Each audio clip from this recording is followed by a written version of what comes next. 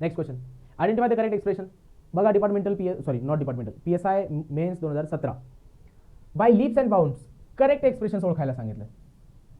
त्यांनी देताना by leaps and labs दिले. लीप्स अँड लॅब्स नाही, आपली इडियम काय आहे, by leaps and not labs bounds. By leaps and bounds याचं मिनिंग आहे रॅपिडली, रॅपिडली वेगाने.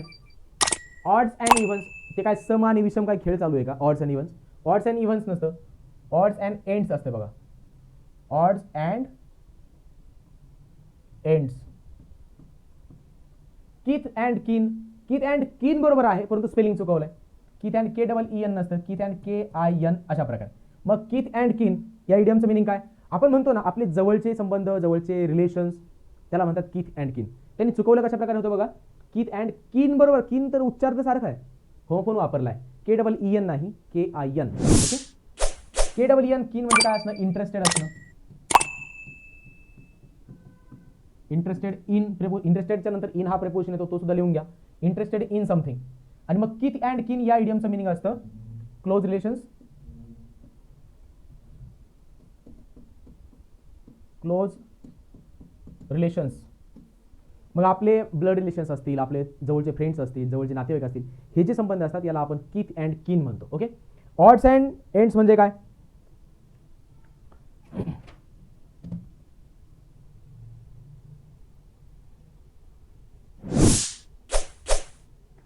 बोलताना आपण बऱ्याचदा म्हणतो बघा, आपण काय काय करणार आहोत.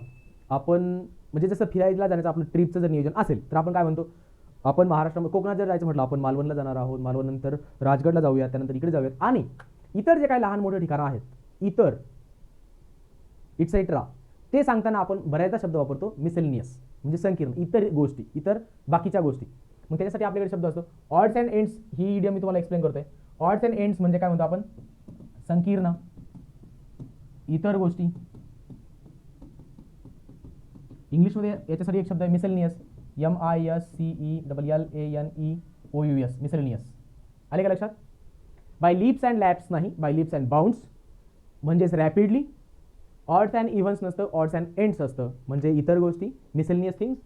किथ अँड किन, परंतु किनचं स्पेलिंग काय KIN, म्हणजेच काय, किथ अँड किन क्लोज रिलेशन्स, जवळचे संबंध, जवळचे आपले नातेवाईक. आले का लक्षात? त्यांनी विचारलं होतं करेक्ट एक्सप्रेशन, एकही करेक्ट नाही, तीन सुद्धा इनकरेक्ट आहेत.